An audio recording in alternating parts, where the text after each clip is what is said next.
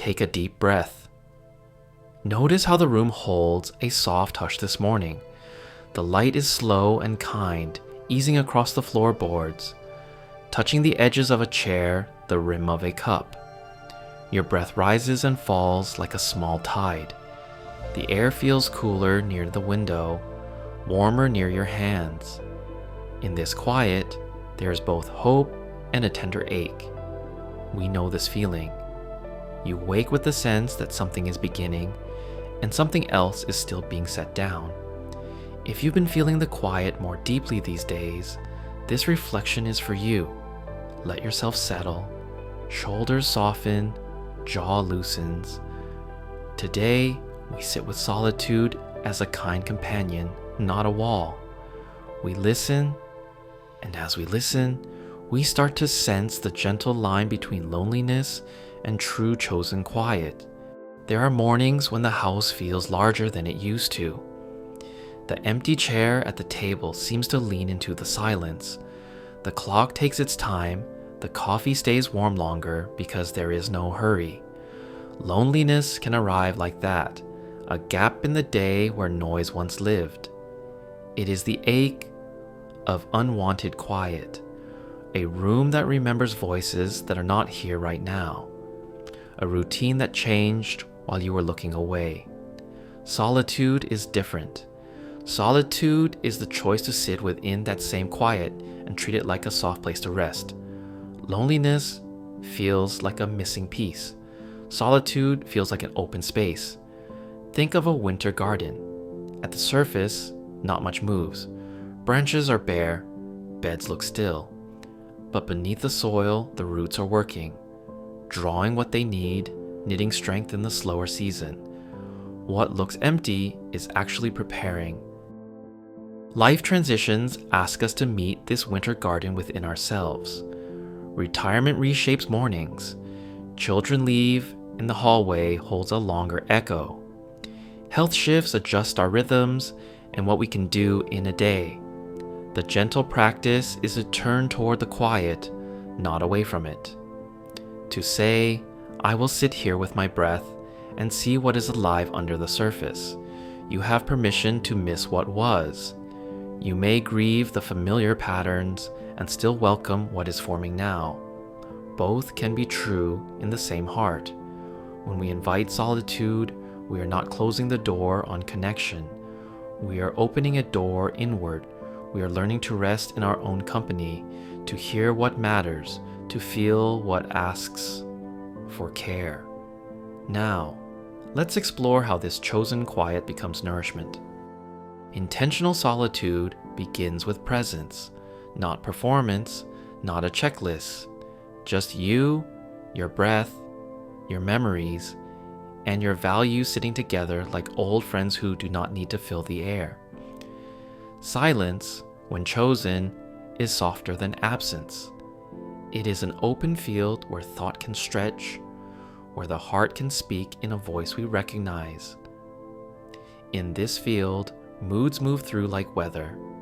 You notice a low cloud of worry pass over. You feel a brief warmth of gratitude break through. And when your mind begins to quiet, you learn that you are not the storm. You are the sky it moves across. This is inner companionship, the steady willingness to sit beside your own experience without rushing to fix or flee.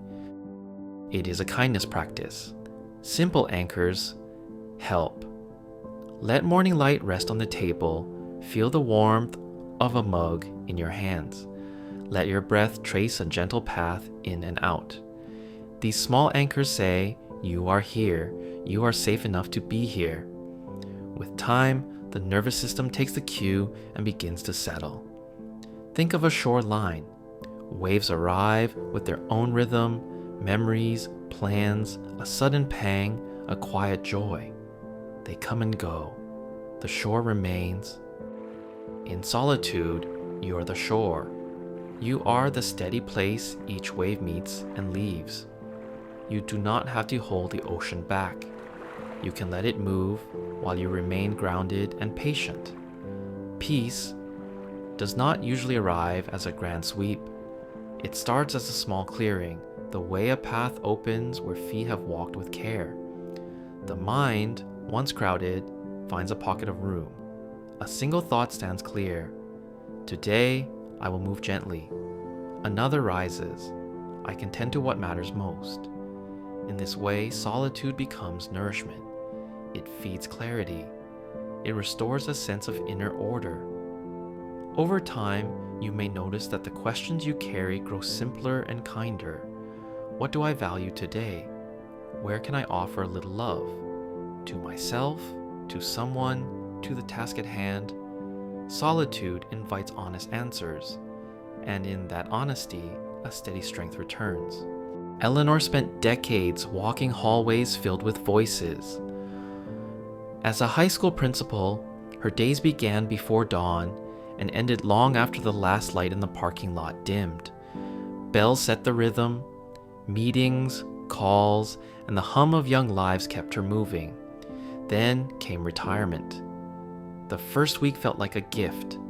The second felt like a long, hollow room. She rose early out of habit, but there was no campus to open, no staff to greet. The quiet pressed in, the radio played softly. But even music felt too loud. She would stand in the kitchen and listen for something to tell her where to start. Nothing did. The echo of old routines tugged at her chest.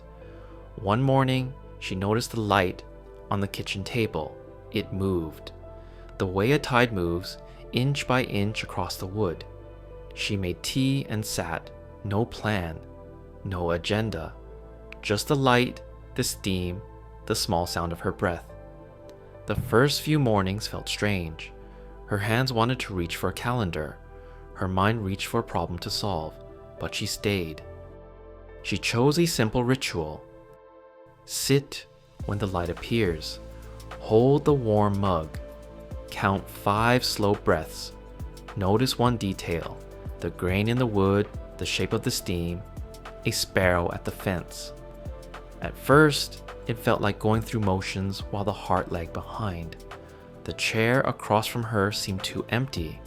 The morning stretched too wide.